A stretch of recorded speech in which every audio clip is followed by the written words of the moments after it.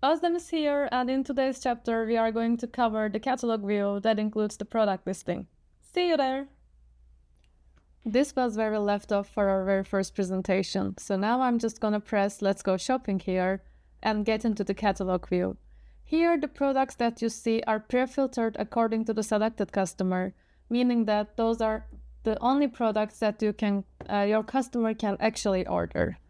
And here you can see we have the total number of items, and then the items are kind of pre-grouped according to the category, but you can always change it here.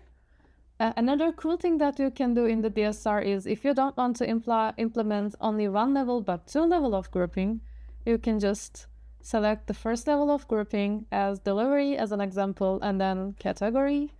And now I can see all products for July and then in the different categories, so that it will make me easier to create the boards afterward. Another thing you can do is, I know some brands sell some products based on the product line. So if you want to showcase some specific product line only in all available product listing, you can just go here, press this filter button, and in the filter option, you can select product line, expand, and then select one of them that you want to showcase. It will filter down all products so that now you can only see the selected Femme Black product line. Just to be in mind that filters take through the session. So as soon as you close the presentation or refresh the page, the filter will be resetted.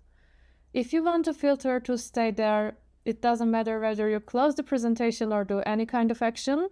What you can do is, here we have pin filter option. You can activate it, then select the filter.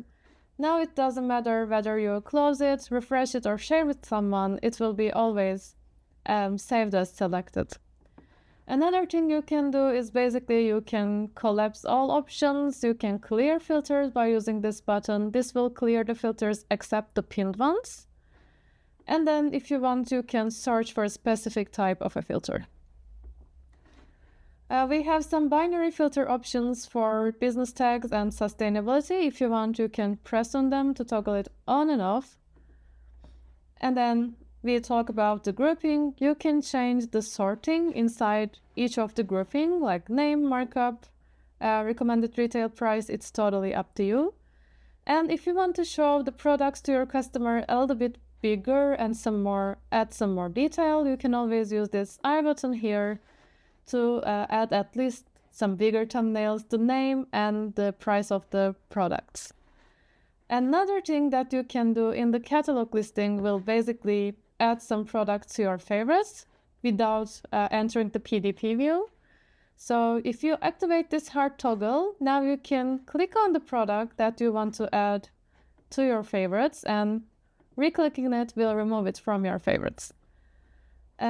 Last but not the least part of the catalog page is now you can search for any specific type of a product. So I'm just gonna type like one of the product names. Here it is. And then if I want to make a multi-search for different products, I can also use the style ID for that and type O2. And this is the dress with the style ID. This is the jacket, start with at left doughy. So you can just use space in between the words so that you can make a multi-search. That's all about the catalog listing. See you in the next chapters.